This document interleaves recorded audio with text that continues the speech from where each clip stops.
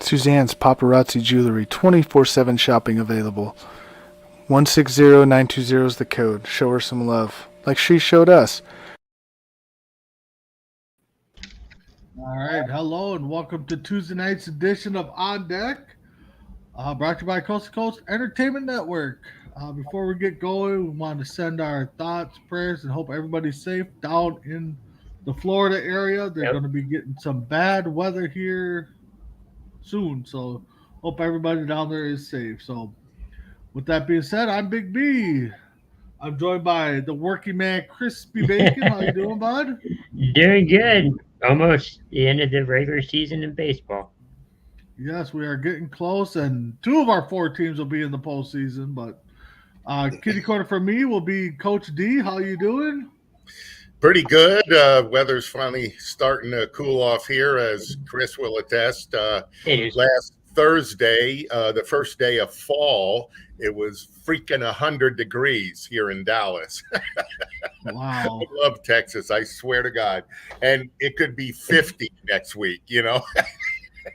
Yeah, that's what we're sitting at right here, about 60 to 65 with a nice breeze. Fall weather's coming.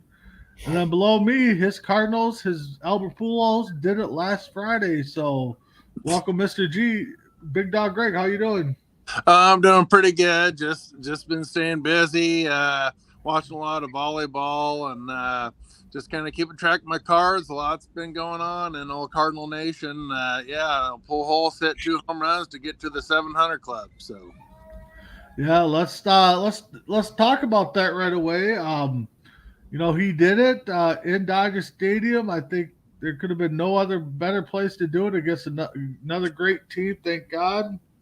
Pujols the first guy to hit 699 and 700 in the same game, which, if you're a sports fan and only 4 people have done it, there's a good chance that he's probably the first one to do it. So, but Greg, we'll let you start off.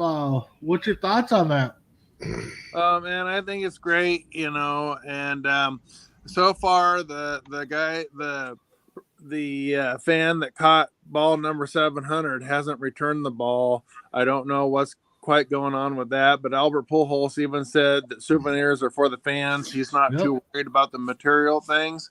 Yep. But it sure would be nice if he could get that ball, or the Hall of Fame could get that ball to enshrine it in the Hall. And maybe get some compensation for it. But as of right now, I don't think that the fan has any plans to surrender the baseball. But it's bringing a lot of excitement to Cardinals Nation. Hitting number 700. You got the big 3 in there from their glory days: Wainwright, Molina, Pujols going out with a bang. I don't know if they quite have enough firepower and durable arms to really make a deep run, but it sure has been an exciting season, with everything going on over there. All right, Coach D, what's your thoughts on Pujols getting number 700? Yeah, that's a really great accomplishment. And, after last year, it kind of looked like he was pretty done, and he was going to be limping in, AKA Willie Mays. It was especially the last year of Willie Mays' career. His arm was shot. He didn't, and they still played him in center field. And he was, you saw it in the World Series. He's stumbling and tripping, going after a fly ball. Albert this year, he started out okay, and he was doing okay, mostly DH, And but the last 7-8 weeks, he got in a nice groove. He's, he's probably, I think he's pumped up. He knows they're going into the playoffs. And, in his head, he's like, man, I would love to finish this off with a World Series, and he hit that home run and, and he said it and, classy guy, I'm not about the material things and stuff. The fan can do whatever they want. Same as the fan that caught Judge's 60th home run. He just wanted a picture with him and a bat and a ball, and everybody's saying, oh, you should demand $1 million, and I don't know, in my thing, I hit that, I get that, because I'm going to the Rangers and Yankees on next Tuesday, and suppose Judge is on 61 and I'm there and he hit 62. If I caught it, what would I do with that ball? And I'm like, I probably would keep it and let somebody contact me. And, I probably would take the big money, because we're all common people. If I had money, and I had made $300,000 a year, I'd probably, just give him the ball and and say, let me, sign baseball or a bat, or better yet, a jersey, just, something not money egregious, but us common folk that, make 5-figure salaries, that's a big money thing. I just read a thing today. The guy that caught McGuire's 60th home run. You saw that? Yep. Brandon? Yeah, he didn't want to give it to Mark McGuire, and no, he did. Waited 3. He did, but McGuire didn't want it. He didn't want to talk with the guy. Yeah, he didn't want to do a meet and greet, which I don't understand. But 3 months later, he sold it for like $3 million. Yep. And that makes it, that's a life-changing thing, so Yeah. And these auction houses, we have one here in Dallas that has tons of stuff, and they come on the local radio once in a while, and they'll say, oh, this was the bat Babe Ruth used in the 27 World Series, and they have gloves and stuff, and it's kind of a thing. I think it's special for Albert. The only thing I would like to see, them things need to be in the Hall of Fame. Whoever owns it, it should be in the Hall of Fame. It should be on display, on a loan. Not getting money from the Hall of Fame, but it should be on loan to the Hall of Fame, like a lot of people like donate the pro football. Yeah, well, people donate, Da Vinci paintings and things like that. They're on loan to the museum. They're worth millions, but the museum doesn't own them. They're on loan for them, and that's so other people can view it and see it. And if any of you guys ever been to the Baseball Hall of Fame? Mm-hmm. You could walk around. It's not real. It's not as big as you would think, but it's still kind of a big building. And it's got 2 floors, and you can walk around in there, and there's all little nooks and crannies, and you go find a little thing, and then you'll see about, oh yeah, I know who that guy is, and then there'll be a whole bunch of stuff about him. It's really cool. If you ever get a chance, if you're in upstate New York, go. And then afterwards you can go have the best barbecue ever at Buckley's Barbecue. It's like 10 miles away. All right. Upstate New York. So yeah, it's great for Albert. I think it's great for baseball. He's a classy guy, and awesome for him. I'm divided on the whether I would like him to see it end up with like 703 or stay at exactly 700. That's kind of a cool thing, It's like getting 99 RBIs in a season. It's kind of cool. It's different. So, All right, Chris. What's your thoughts Yeah. on Pujols? No, I'm glad for Pujols. He got his 700. He's joined a elite company. Did it against the Dodgers, which I think everybody's happy about.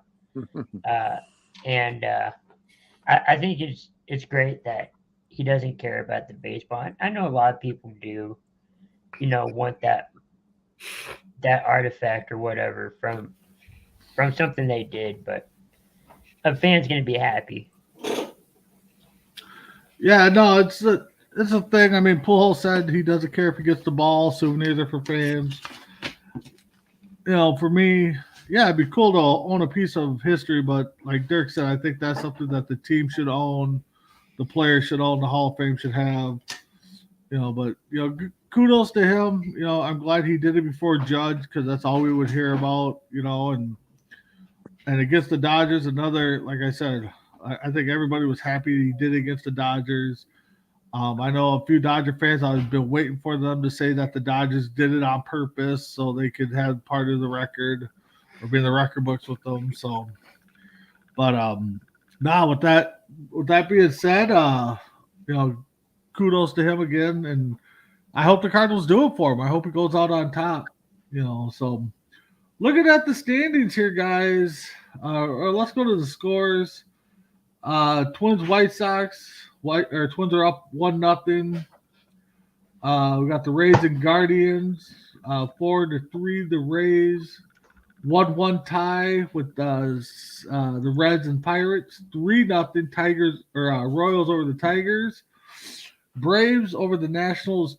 4-2. Yankees, Blue Jays. The Yankees up 3-1. 3-3 tie in Boston. Flash, news break. Polar Bear just jacked a 3-run bomb. Mets were behind 4-0 to the mighty Marlins. Now it's 4-3. 40th home run of the year, 131 RBIs. He leads all, I believe he leads all of Major League Baseball in the RBI category. Okay, well, definitely get into that. Cubs, Phillies, Cubs up 1-0. Cardinals up 2-0 on the Brew Crew, and Astros up on the Diamondbacks 1-0. So, you guys remember one of our first shows back in April? We did our predictions on where teams would stand. We predicted where they would finish. So we'll start with the AL East. Chris had the Red Sox winning it. Greg had the Blue Jays, Dirk had the Yankees, and I had the Blue Jays. In second, Chris had the Yankees, Dirk and Greg had the Red Sox, I had the Red Sox. In third, you had the Rays, Chris. Greg had the Yankees, I had the Yankees, and Dirk had the Blue Jays, and we all had. In fourth, we had Chris had the Blue Jays, Greg had the Rays, I had the Rays, and Dirk had the Blue Jays, and we all had the Orioles in last. So, as we all could tell, Dirk got 2 right, Chris got 1, and myself and Greg got none of those right. So, in the Central, Chris had the Tigers, White Sox, Twins, Guardians, Royals. That's how he had them finishing. Greg had the White Sox, Tigers, Twins, Royals, Guardians. Dirk had the White Sox, Royals, Tigers, Twins, Guardians. I had the White Sox, Tigers, Twins, Royals, Guardians. So Dirk got 0 right in that division. I was way off. Me, Chris, and Greg all got 2 right. We go to the AL West. Chris had Astros, Angels, Rangers, Mariners, and A's. Dirk had Astros, Angels, Rangers, Mariners, A's. Greg had the Astros, Mariners, Rangers, A's, Angels, and the A's. I had the Rangers, Mariners, Astros, Angels, and A's. So Greg got 3 right in that, and the rest of us got 2 right. In the AL East, we almost all had the same. Braves, Mets, Phillies, we all had the top 3. Chris and myself had the Nationals in 4th, and Greg and Dirk had the Marlins in 4th, and then we flip-flopped 4 and 5. So me and Chris only got 1 right. Dirk and Greg got 3 right. In the Central, Chris had the Cubs, Brewers, Cardinals, Pirates, Reds. Dirk had the Cardinals, Brewers, Reds, Cubs, Pirates. I had the Brewers, Cardinals, Cubs, Pirates, Reds, and Greg, give your hats off to you because you got them all 5 right. Oh, wow. Cardinals, Brewers, Cubs, Reds, and Pirates. So he knows his Central. So, and then in the AL West, now we're kind of all over the place. Chris had the Giants, Padres, Dodgers, Diamondbacks, and Rockies. Greg had the Dodgers, Giants, Padres, Rockies, Diamondbacks. Dirk had Dodgers, Giants, Padres, Rockies, Diamondbacks, and I had the Giants, Padres, Dodgers, Rockies, and Diamondbacks. So, Yeah, we mostly all got the first 2 Yeah. right. yeah. Chris had 3 right. The Wow. rest of us had 1. So, Greg, if my math's right, I'm not a teacher, but you had 13 correct. Dirk had 12 correct. Chris had 10, and I stunk it up with 7. That's better than I thought I would do. Lucky number 7 for you. Yeah, exactly. So, but so good job. I think we did pretty good. I mean, the AL East I think was our toughest division. I think the Orioles really screwed everybody up. I don't think They're in wild card, I think, right now. Do you have the wild card? Yep. I was gonna pull that up here. So, the Yankees clinched, the Guardians clinched, and the Astros, of course, clinched. Yeah. The Mets and Braves have clinched playoff spots. The Central is still open, but that's got to be coming up soon because Brewers are only 6.5 back, and I think there's 8 games left. Yeah. And 10 then of days. course, and then the Dodgers, of course, clinched the West. So as that goes, right now you have the Toronto 3 games up. You got Tampa Bay a 1.5 games up on Seattle, and Seattle holding that 3rd spot with 3.5 ahead of the Orioles, with the White Sox 7.5 and Twins 10 or 9.5. And I'm expecting the next loss or a win here. Twins will be officially eliminated soon.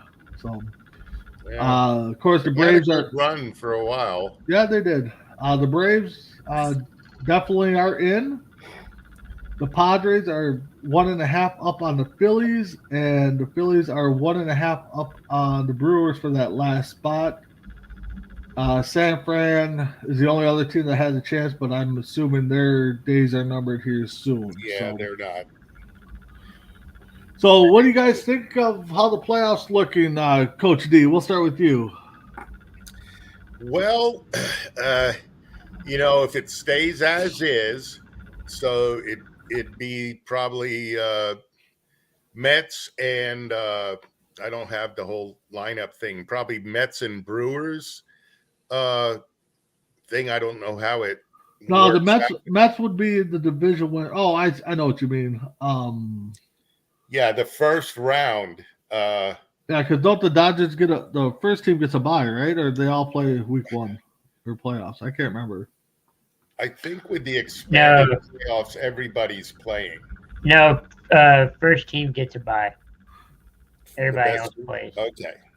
Yeah, that The first I 2, think- the top Okay, 2 yeah. teams get by, and then the 3 wild cards, and then the lesser of the Okay. the league, the worst record of the division All right. winner. so right Wild now it would be the Mets and Dodgers will get the bye. Mhm. And then it would be, let's see. So Dodgers right now it would be St. Louis as the number 3 seed. So they would play the Phillies, and then the Braves and Padres would play off. Okay. So NL, that would be a good division. I think that would be a good. Well, right now, the teams that are all the first place teams that are pretty much in for the first round, they're looking at what four-man rotation they will go to. They won't go to the 5-man. Yeah. So that's one thing the Mets were looking at. Cookie Carrasco, since he came back from the IL, he had one good game, but then his last 2 haven't been very good. I don't know if something's going on or he's just hasn't happened. So I would think the Mets would be DeGrom, Scherzer, Bassett, and Taijuan Walker. Okay, because Walker's been pitching good, and you would use maybe Carrasco as your long man in the bullpen, till we get to the 7-game series, and then I don't know why a team wouldn't stick with a 4-man rotation and just have their 5th starter be ready to go, in the first or second inning. Because in the playoffs, you give up 3 runs in the first inning, everything's tight, and you gotta, get it. It's just, you can't give away a game. You can't. You got to play every inning. You got to win every battle. So you don't want to, you get, 3 hits, a walk, a double, and then you're down 3-0 in the first. You got 1 out. Normal season. Well, let the starter see if he can get out of it and figure it out. In the playoffs, maybe not. You don't want to go down 5-0 in the first. Yep. Bring in another long man. And the positive thing about that would be the guy only threw probably 30 pitches, 35, so he'd be good to go again in 2 days if for a start, or they could kind of maneuver it around, but they can't let a guy try to work it out and get bombed. It just doesn't happen in the playoffs. It's because the first series is what? The wild card series is what? 2 out of 3? I thought they were going to 5-game series, and then the championship series is 7. I'm looking. Honestly, I haven't looked at the playoff formula. I'll probably start looking this week because we're down to the last full week of the season. Yeah, it looks like it is the best out of 3 this year. Just for the first round. Yeah. Then the next 2 are best of 7. Yeah, best of 7. Yep. So That's 2 what in a I'm reading row, here. best of 7. Yeah. Wow. Yeah. So, Greg, what do you think of the playoff picture so far? Well, I think that when you're looking at the National League, the Mets are looking pretty good especially from a pitching standpoint, and that's where championships are usually made, is on the pitching end. So I think that the Mets have a really, really good chance of making the World Series if they can keep Scherzer healthy. I know that he's had some issues with some back issues and little things like that, but getting DeGrom healthy, keeping Scherzer out there, he just got his 200th win about a week and a half ago or so. Taijuan Walker's pitching well. Carrasco has had a pretty good season. Bassett is a good stopper. So I think that from Bassett a pitching just end, won his 15th game. Yeah. So, Bassett, DeGrom, Scherzer, you got those 3 out there. I don't think that they're going to be stopped, in a 3-game series. They got plenty of arms. The Braves are also looking good from a pitching standpoint. I don't think they're quite as strong pitching wise. I think their best pitcher probably isn't going to come back till next season for the Braves. But the Braves have also good bats. The Mets have a pretty good lineup. So I think that the Dodgers are loaded in their lineup as far as bats. I don't think they're quite as strong as the Braves or Mets from a pitching standpoint, but I think that right now, as far as the playoffs are concerned, Marcell Ozuna for the Braves is starting to get his swing back. So I think it's going to be a pretty tight competition, but I would give the Mets a little bit of the edge, especially if Scherzer stays healthy, because Bassett and DeGrom and Scherzer out there for a 3-game stint, I think they're going to go a long ways. As far as the American League, I don't see the American League being quite as competitive as the National League. The National League looks like it's just whoever survives that's probably going to win the World Series, because, I mean, it's pretty fierce over there. But I think that right now it's the Astros to lose, although the Mariners are showing signs of great arm health. You got Robbie Ray pitching pretty decent, not the greatest, but George Kirby coming out of nowhere, he's pitching lights out baseball. And then if they can get their young rookie back healthy, the probably rookie of the year candidate, he's been hitting the ball really well, but he's had some back issues of late. I know that their record isn't quite as strong, but Seattle definitely has some good arms. So they have pretty good pitching rotation. The Blue Jays are pretty young, but they have some good pitching with Gausman and Stripling. When Stripling's on, he's a high K guy. And Gausman, he gets a lot of ground outs, forces a lot of double plays. But I think right now, when you're looking at the Astros, they got a lineup that keeps pounding. And even though they're all set, they still like winning games. They're still out there playing hard, even though they could probably get some players rest. They're out there still grinding every day. So I think that they have that winning mentality. And I know that people might be getting tired of the Astros, but I think right now the Astros are the team to beat in the American League. Yeah, Astros are kind of turned into like the Lakers of the 90s or 80s, the Patriots of the 2000 with Brady. Just they're the team cheating scandals, but you still have to hit the ball and stuff. So, Whoa. Chris, what do you think about the playoffs picture so far? Yeah.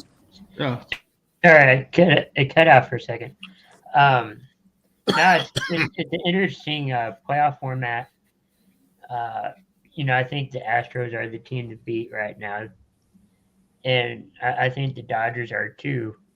It just depends on how far those two teams get. And we all know the Dodgers get the first round bye, and I think the Astros do too. But Yep.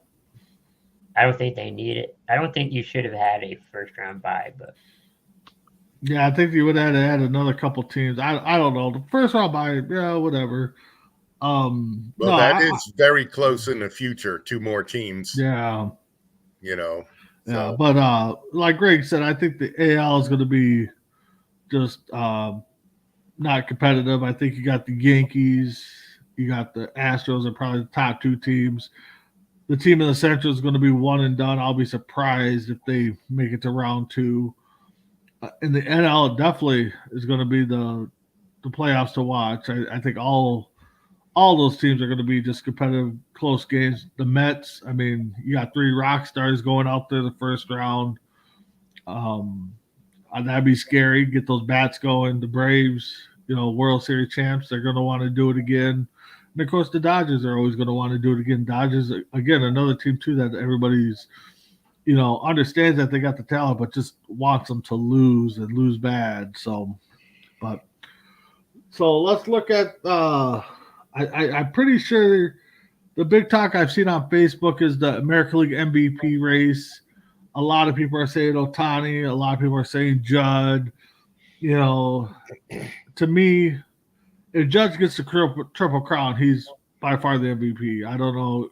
Dirk, what do you think? To me, it's Judge.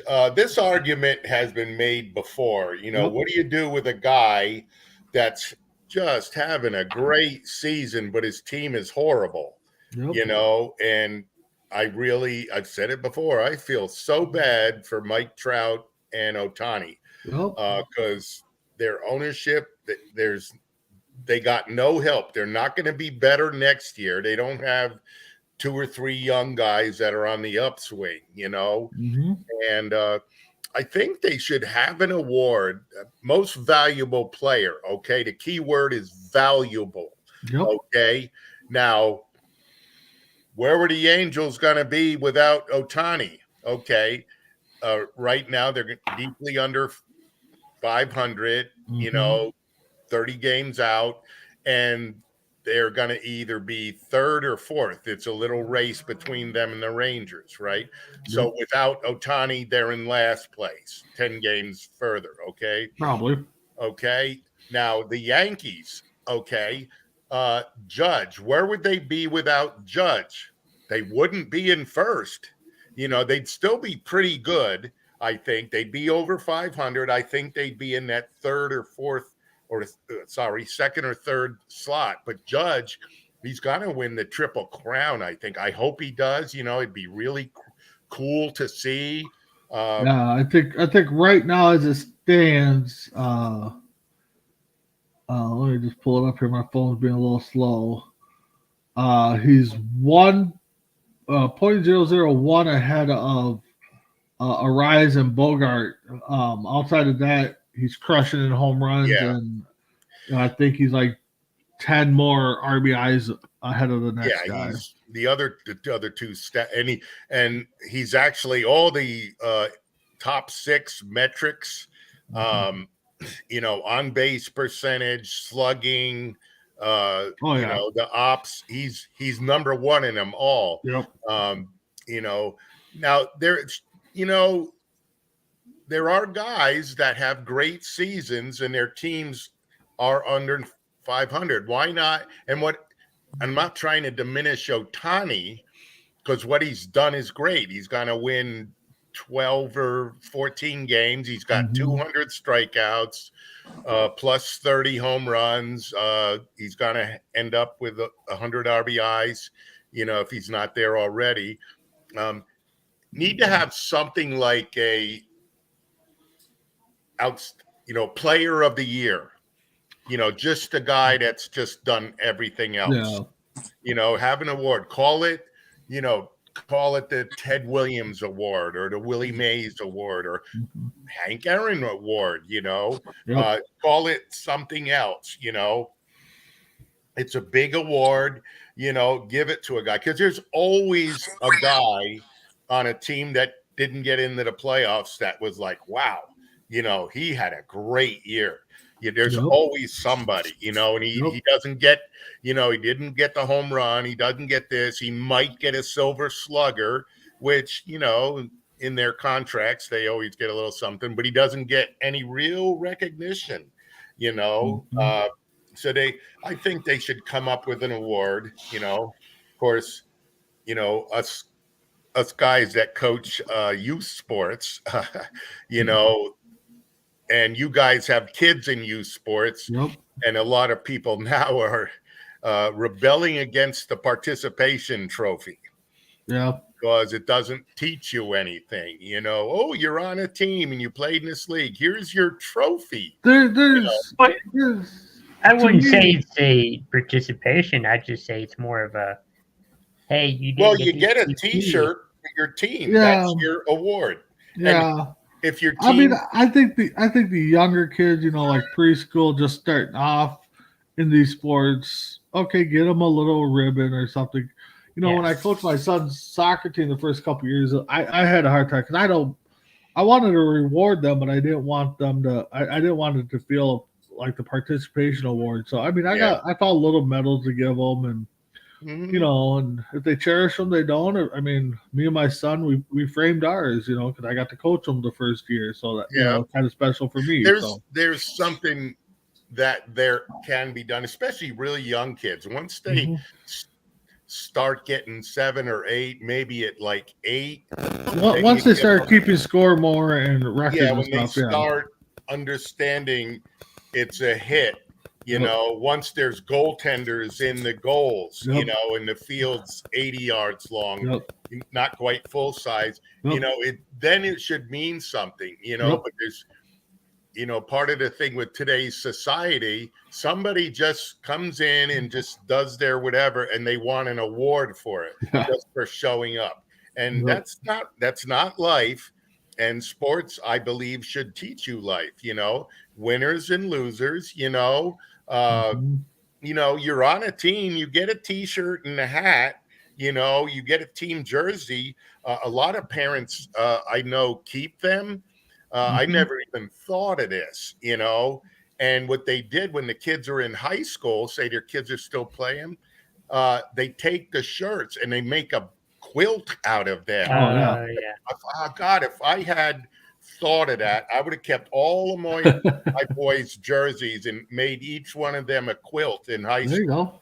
You know, and because it was easy to do. You have dozens of t-shirts, you know, and that's you know, an easy thing for a parent. But yeah, I don't like the participation stuff. No. We have a team party at the end of the year. You get them pizza. You know, when they start understanding what the game is, that they start understanding that they lost because they didn't play as well, you know, at around 8 years old, somewhere in that thing, maybe then start, you know, okay, you're in a 6-team division and, you know, you get a ribbon for 6th place Mhm. on up to 1st where you get an actual little trophy, Yeah. you know, the prize get. But, you know, the kids are, you know, 5-year-old, they're like, you know, they lose the game 12-1. They're like, where are we going for ice cream? Yep. Exactly. So, Greg, judges award to loser. What do you think? I think it's Judge's award to lose. I mean, you got a guy chasing 62 home runs. You know, so you know, he's pretty much put the Yankees on his back single-handedly. When you look at the Yankees and everything that they've accomplished this year, if you take Aaron Judge out of the lineup, that lineup, they're probably a 3rd or 4th place team in that division. I mean, he has single-handedly kept them in games, helped them win games. It's just been absolutely phenomenal. You know, I think that, I mean, I know that baseball's a team sport, but it's also pretty individual. It's not quite like basketball where everybody's moving in unison and everything like that. So I think that everything that he's accomplished, not to take anything away from Ohtani, because he does have 14 wins. He has a lot of strikeouts. He's a phenomenal talent, not just as a pitcher, but as a hitter. He's hit 37 home runs, I believe, this year. So an outstanding season by Ohtani. But when I look at Ohtani and Judge this season, I think that if you take out Ohtani for a considerable amount of time, that Angels team is pretty much where it is right now. But if you took Judge out of the Yankees lineup, they're probably not even in the playoffs. You know, I mean, his production this year, his batting average, RBIs has basically propelled them to where they are. And I know that they had a big drop off for a while, but it seems like Aaron Judge is just, I'm not saying he's out working all his teammates and stuff, but it seems like there's times where he's the only one really dialed in to what's going on out there. So I think that it's his to lose this year. And once again, nothing to take away from Ohtani. It's an outstanding season. You know, a lot of home runs, 14, 15 wins, but I just think that this is an exceptional season. This is almost like a history-chasing season for Judge. So I don't really see how anybody but Judge could be the MVP of the AL. All right, Chris, how about you? Who do you think's anybody chasing Judd, or what do you think for the MVP? I think if Judge gets his milestone, I think he's a lock for it. I mean, I think he's a lock for it anyways, but getting that, I think, really helps him. Otani's had a great season too. Both, teams are struggling, but kind of led by their, respective players. But I think it's Judge's to lose right now. Yeah, I think Greg said it the best. I mean, he's put them on their back. They're probably a third place team, fourth place team, missing the playoffs without him. So, yeah, Judge. I mean, he's a shoot. If he gets the Triple Crown, it's for sure his. If he doesn't, then I could maybe make a case for let's go co-MVPs. But right now, Otani is doing outstanding things, being a pitcher and a hitter. So that's going to revolve. I guarantee we're going to see more pitchers and hitter combos down the road. So let's go to the NL side. Greg, I'll let you start because I think it's Goldie's to lose. So what do you think, Greg? Well, this is one of those cases where Otani is stuck in the wrong league. If he was in the National League, he would probably be hands down the MVP. He just happens to be facing too stiff a competition with Judge, and that's the unfortunate thing for Otani this year because he has put up an MVP-worthy season. But that being said, since we're talking about two different leagues, I think that Goldschmidt is playing phenomenal baseball. I think that his numbers and his production and everything, it's just been a wild season. Goldschmidt, I think, is the front runner for MVP, and with Pujols, Wainwright, and Molina setting the record for most appearances with a pitcher and catcher, in history. I don't know if that'll ever be broken. They've played a long time, so a lot of milestones have been met with the Cardinals this year. So I do think the Goldschmidt is probably the front runner, but like Coach Dirk just said, not too long ago, Alonso just hit his 40th home run, has 130 plus RBIs. So I would throw him in the mix as well. Two big time first basemen putting up monster numbers. So I wouldn't say that it's a complete lock, but I would give Goldschmidt the edge. But it seems like the race in the National League is a little bit closer than what's going on in the American League because Judge has just been in a league of his own at the plate this year. Exactly. All right, Coach D. You're AL or NL MVP. Yeah. In my head, it's Goldie. A couple weeks ago, 3 or 4 weeks ago, he was in the Triple Crown hunt, and with home runs and RBIs. But Pete's got hot, and so I think those numbers are not attainable. He's got some space, but he's still hitting 300. He's 11.011 away from Freeman. He's tied for third. In batting average. Yeah. Freddie he's hitting like 330 something, and Goldie's in the teens, 318, 19. But like 3 or 4 weeks ago, Goldie was right up there with them, and Freeman's probably gotten hot and stuff. So it's him, followed closely by Pete. Also, I would throw Austin Riley in there and Mookie Betts as well. They're going to be close. What it is they're going to take votes away from Goldie if somebody votes for Mookie more so. Because, in the National League, there's more guys having great years. American League, it's just two guys, so it could be, if enough votes get taken away. Pete's been steady Eddie all year, very consistent. His highs aren't real high, his lows aren't real low. He gets on a little bit of hot streaks, like he is right now, hits a few home runs and drives in a crap load of runs. I can't imagine he'd have 180 RBIs if he had 60 home runs. But Mookie Betts has had a great year. Austin Riley, Goldschmidt is just been consistent all year. And when you hit for a high average and you hit for a really good power and have high RBIs, all those three, the big components, that does speak a lot for you. Plus, he's playing on a, again, you look at it. Where would the Cardinals be without him? Well, where would the Mets be without Pete?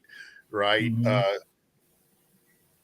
It's where would the Dodgers be without Mookie? But they have a really good farm system. They might have been able to, if Mookie blew his knee out in June, missed it.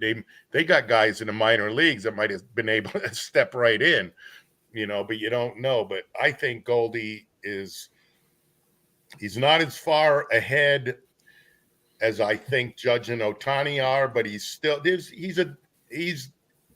such a solid year, he's really good, and my vote would be for him, Okay. Chris, how about you in the AL or NL there? Yeah, Who do you got? I'm going Goldschmidt. I mean, he's been having a good season and almost had his triple crown, but sadly, like you said, Judge kind of stole that. So, but I think it's Goldschmidt. Yeah. Yeah, I think we're looking at a 4-person race. I think Coach D top named them all off. I think Goldie's probably holding, on to it. Alonso right behind him, and then after that, you throw everybody in there. So we'll see what that comes down to as the races end here. Cy Young, I mean, we kind of talked about it. I don't think anybody's really jumping out at Ohtani. Ain't jumping out, but he's definitely jumping out of the MVP race. Greg, who do you? I mean, you got any names for either side of the MVP? For either side of the MVP? Yeah, or Cy Young. I'm sorry. Well, before he got hurt, I thought that Verlander was pretty much the clear choice, and he still might be the clear choice for Cy Young in the American League.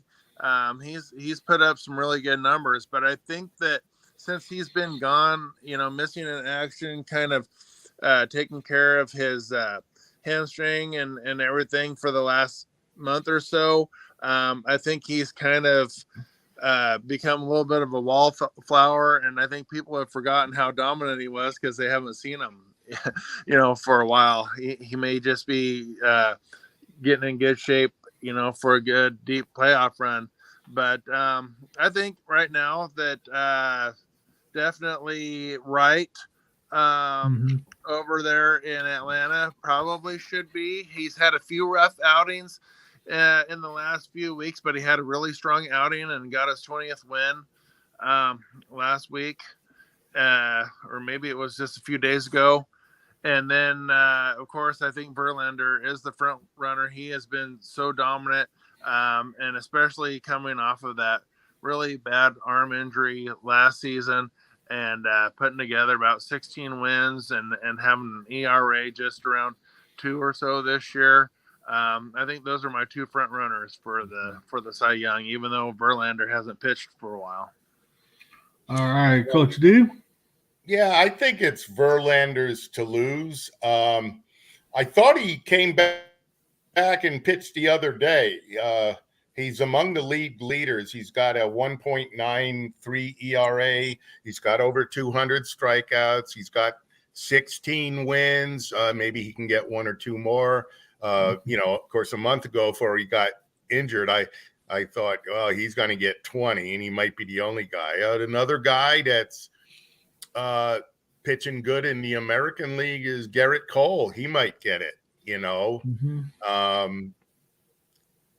because he's leading the league in strikeouts. He's got like 230 something.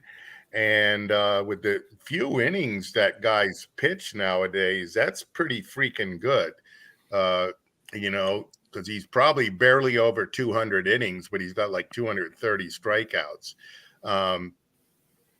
In the National League, the 2 Atlanta pitchers, Fried and Wright. Wright's having a career year. One of them 2 guys Strider will get a mention, but he's hurt now, and they said 2 to 3 weeks. It's like a oblique strain on the side, and as we all see these pictures with the oblique strains, they say 2 weeks and they don't pitch for 6. So it's a thing. So the Dodgers, what's his name, Gonsolin, he's really good. They lost Walker Buehler for a year, but it didn't seem to slow them down. It's the Mets, you could, on the outside edge, you could say Bassett, Cookie, Edwin Diaz. DeGrom only pitched half a year, but he's freaking the best pitcher in the league. And Scherzer's had a super solid year. He did miss a couple of weeks recently with fatigue in the left side, whatever the freak that means. But he's came out and pitched two good solid innings, in his 2 starts. I think 1 start he gave up 3 or 4 runs, but he still went 6 or 7 innings, and the Mets still won. So it's going to be one of them guys. A reliever, Edwin Diaz is lights out, the best reliever, but relievers just don't win it anymore. I know years ago, once in a while, you'd get a reliever up there that would a closer.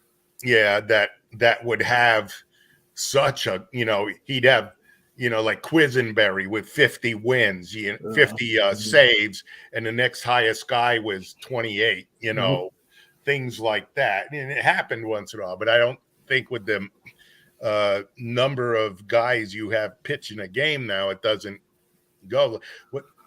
Like Diaz has only pitched 4 times in the last 2 weeks because the Mets haven't needed him. They either were losing or they were winning by 6 runs, probably one of the 2 Braves pitchers, Wright or Fried, will probably get it. Wright, he just sub 500 pitcher with a 4.5 ERA, and he figured it out this year, and that happens with pitchers. They're in the league 5 years and all of a sudden they're good. They're 27, 28. They figure it out, so doesn't hurt having good run support either. No, Atlanta's they showed a stat on the TV a while ago, and Atlanta was, since June 1st, was like 73 and 31, and the Mets were like 64 and 40, so the Mets, Atlanta just caught the Mets. The Mets didn't falter. Atlanta just was, when you're playing 800 baseball, and the season's long, 10 games in June, that's 1 game a week. That's all you do. 1 game a week. There's really good pitchers out there that will never get any recognition as long as they're stuck in purgatory with the teams that they're in. Look at how good a pitcher Zach Gallen is, but he's never talked about for Cy Young because he plays on the Diamondbacks. He gets a lot of no decisions. He ends up getting hung up for a lot of losses because they don't give him any run support. But I mean, he's lights out. He gets a lot of strikeouts. Yeah, he's got a lot of good numbers. Yep. And he's a guy that he's another he's a pitcher's version of Mike Trout. He's a great talent on the mound, but they're not putting anybody out there to help support him. So, or who is it on the White Sox? Dylan Cease. Yeah. He's had a great year. I think he's 2nd or 3rd in the league in strikeouts and top 10 in ERA. But the win losses. Yeah, he's got a halfway decent win loss considering how bad. He's 14-7. White Sox have been. But if he played for the Braves or the Mets or the Dodgers or something, he'd probably have about 22 wins right now. Or so. Yeah. Oh, excuse me, guys. All right, Chris, what about you? Who do you got for your Cy Youngs? Yeah, I think Verlander's one of them. I'm not sure the other, but I'm thinking Verlander's going to be the one. Sonny Gray? Yeah. I really don't know. Yeah, no, I think Verlander will get it. He should get it. I can see where the voters would be like, well, if we can't give Ohtani MVP, but let's get him Cy Young, I think I would not go for that. I think that would just be not the best move. But Verlander should get it. If Gosselin wouldn't have got hurt for the Dodgers, I mean, he was 16-1. I mean, a couple more starts. I mean, you're looking at 22 wins, possibly, maybe another loss. He would have been a shoe-in for MVP, but I think it's right over it with the Braves. I think he's definitely going to get that over there. So, Yeah. So right now, Verlander came back, started pitching again on September 16th. okay. He was out from the 29th to the 16th. And he has given up 2 runs in his last 5 starts. His ERA is 1.82. Yeah. He's 17-4.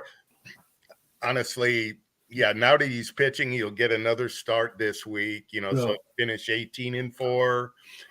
He should win it, And Wright's at 22 or 20-5. I mean, he's got the 20th win. yeah, he got the All 20th right. one. So, What's scary about the Astros is, Verlander has been lights out, but there's a guy on the team that has just as much or more stuff on the mound than he does on the same team. Framber Valdez has electric. Yep. and he's 16-5. So, Yep. Yeah.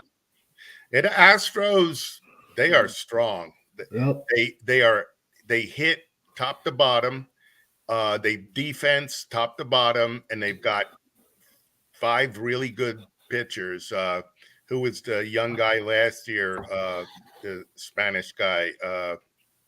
Urquidy. Yeah, he's good. Yeah. So, let's move on. I think our man, let me look at Facebook here. I think J-Mac Jason Barber posted, I got to find it, a crazy stat with Pujols and Tom Brady together. Oh, I think I remember that. Yeah. It was something about he had no Super Bowls when. No, here it is. So when Albert Pujols hit his first career home run, Tom Brady has 0 starts and 6 career passing yards. So that was something. It looks like we are going to have at least one managerial change next year. I mean, guarantee we're going to have more. 2. But who's the Rangers. second one? Rangers. Oh, well, yeah. Okay. The Rangers for sure. You're right. Rangers and Phillies, I thought. Did the Phillies? Oh, change? yeah. You're okay. So Rangers, Philly, just they fired their manager, so we know that. On top of that, Don Mattingly will not return as Marlins manager for the 2020. I think that's kind of a sorry move by the Marlins. Okay. Why can't announce it after the year, not when there's 2 weeks to go or a week to go. Okay, hey Don, you're just playing out the string. Have a thing, have an announcement. He's been a manager for the Marlins for 7 years. Actually, it was his choice. I'm reading it now. Oh, really? Yeah, he decided that means it's time to move on. Mattingly will not be back. Okay. At least that's the way I take it. So, and his contract his ends at the end of the year. Okay, I thought it was the Marlins because that's the way it came out.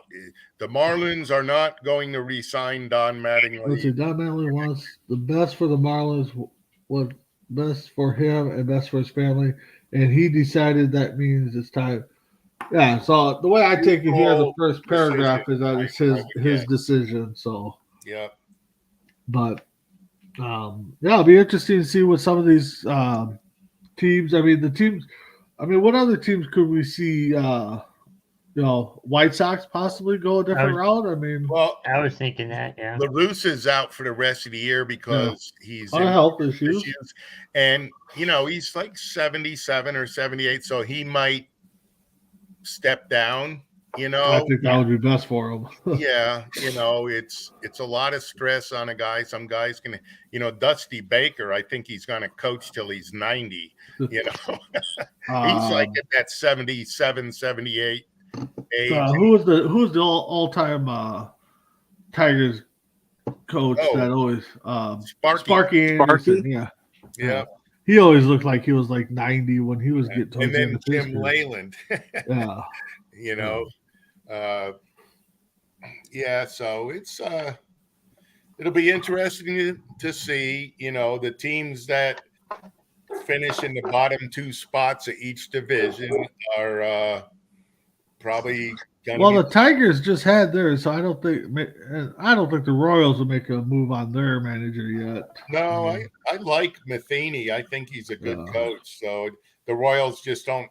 They've got a couple of good players. They got Salvador Perez, Bobby Witt Jr., a couple other guys. I don't know what their deal is this year.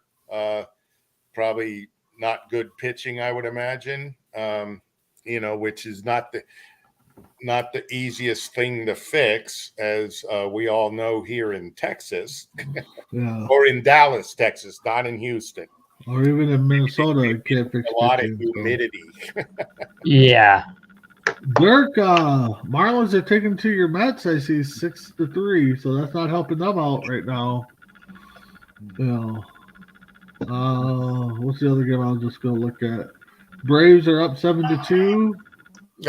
Baltimore Red Sox are just throwing beach balls out there. It's 8-8, bottom of 4. So there you go. Speaking of, we're going a little bit over, but one game I wanted to touch on was brought up yesterday on Four Bros, and I think it happened Sunday night, Saturday. I'm trying to look at it, where it was the Mariners and the Rangers. I think it was Tampa Bay Rays. Was it? Okay. Robbie Ray and Weaver. No, it was where the Marlins had like it was 11-2 going into like the 7th, and here it is. Yep. So it was the Royals. I'm sorry, Mariners and Royals. Sunday night. It was let's see, 11-2 going into the bottom of the 6th. Seattle's up. Rangers score 11 runs. And then they went on. So then the final was 13-12. That's right. Seattle's the first team to blow a 9-run lead and lose the game. So we had to give our friend Sarge a little heckling on that one. So I thought you were going to mention something else. Oh, go ahead. I must have missed it. It was Robbie Ray, the pitcher, and I think the guy's name was Weaver. I thought it was with the Tampa Bay Rays and playing somebody else, and it happened Sunday. Okay. They both got ejected from the game before the game even started officially. Okay, and I did not know this was a thing, but evidently it is. After the national anthem was played, they both stayed standing with their hat over their heart on each of their bullpens, right in the outfield dirt. Okay. And it was a staring contest, and it kept going. The teams came out. The pitcher was warming up. They were throwing ground balls and everything, and they were getting ready to pitch. And the home plate umpire said, "Hey, you guys got to get off the field, right?" Well, they just kept staying there. They kept staying there and staying there. Finally, the umpires kind of walked over to them. You know, they're talking to the manager, "Get them guys off the field." And so Bobby Ray won because he held his stance longer than the other guy. Okay, and I had never heard of this, but evidently it's a thing. It'll get talked about a lot now. People will watch for it because it made ESPN. And they were literally, the batter was waiting to bat, you know, and they're still standing there. These two guys were teammates in the minors, and they would do that. And whoever gave up first was the loser. The other guy was the winner. And other teams in the minors have done this. You know, one guy on one team and one guy on another. It's usually they know each other. Yep. And they just stand out there. And it's happened a couple times, but it's never talked about. But evidently it's gone on for years, Okay. especially in the minor leagues. And I think it's kind of a good, funny bit, what's a manager going to do? Hey, sit the F down, let's play. But, they're trying to infuse a little fun into it, Yeah, well, it was River Ray, the umpire crew convened at home plate. Lineup cards were changed. Mhm. Yeah, they're still standing out there. I'll have to look at that and see. But yeah, never heard that before. The video is pretty. They don't show it the whole, to 7 or 8 minutes, but they keep cutting, the videos that ESPN and stuff put out. It's just kind of funny, and then you read the remarks on the interweb, and nobody thought it was bad or anything. I didn't ever heard this before. And I'm like, what? So I was like, yeah, it's kind of funny, yeah, maybe they delayed the game 5 minutes, and stuff, but it's funny. Mhm. Yeah, Who's going to stand out there the longest? that's the thing too. You're trying to be funny, I guess. I mean, maybe it wasn't the national anthem time to do it, but maybe do it somewhere else during the game. But two Something, former yeah. teammates just trying to heckle each other. I think. If everybody starts doing it, then it won't be a thing, and Yeah. people will probably get tired of it. But Yeah. once in a while, depends on the personality of the player. I would have thought Brett Phillips would have been an awesome candidate for that. He loves doing that kind of stuff. Oh yeah. So, anyways, guys, we're over that one a little extra today. So, Greg, what's going on with you? Final thoughts. I just want to say, with the postseason coming up and everything, I think a lot of people might be thinking, yeah, the Dodgers are loaded or this team's loaded from the top down. But I want to say that, pitching goes a long ways, and especially with the batting average way down. The overall average batting average in the National League, American League, the entire Major League Baseball combined is under like 240 or so this season. Okay. So that just shows you that some good pitching can really stifle the competition. So I think that like most World Series, I think that whoever has the best pitching staff is going to get it done. I mean, we've seen some barn burners with some really hefty lineups, but I think that this is a year, especially with poor batting overall, that a really sharp staff like the A's or the Braves or the Astros are really going to go a long ways. All right, Coach D, what is your final thoughts? Yep. Yeah. Well, for the National League East, it is a pennant race, right? And it's probably going to come down to this coming weekend when the Mets play in Atlanta for 3 games. I thought about it. It's only a 12-hour drive, but then I looked at ticket prices. I ain't paying $200 to sit in the freaking upper deck hanging off the edge of the stadium. I'm sorry. No. Especially after a boring 12-hour straight line, no hills, no scenery drive. So I'm like, well, a nice idea, but I ain't doing it. But I think that'll be fun. Dodgers got it. I think St. Louis has got it. Should be a good playoff in the National League. There's lots of good pitching, like Greg was touching on. There isn't really any big bashing teams that are going in that win by outslugging you. So the National League, I would expect to see a full series, six games, for the 7-game series, 4 and 5 games out of the shorter series and stuff. In the American League, not as much pitching, I don't think, except for the Astros and maybe the top end of the Yankees staff. But, that might be more hitting friendly. you know, unless you're playing Verlander, Yeah.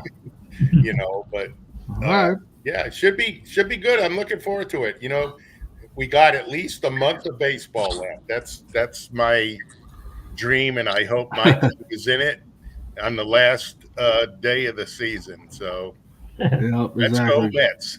Chris, what's your final thoughts there? Yeah, unfortunately for the Rangers, they only got 10 days left. Other than that, I mean, it's been a good baseball season. It's going to be a good playoff series, and may the best team win. Yeah, no, exactly. I think the next week is going to be good. Next week, I think it is our beloved Savannah Banana will release their Oh yeah, I schedule. saw that. So maybe we'll have some games. We can find out locations and stuff where that is. With that being said, just keep checking out Coast to Coast all week long. Top of, or bottom of next hour, we're gonna have Tuesday Night Mania. We'll talk a little wrestling, and then our typical shows on the other days. So, with that being said, Crispy Bacon, Greg, Coach D, thank you. I'm Big B. Check you all next week on Deck. Have a good night. Have a good one.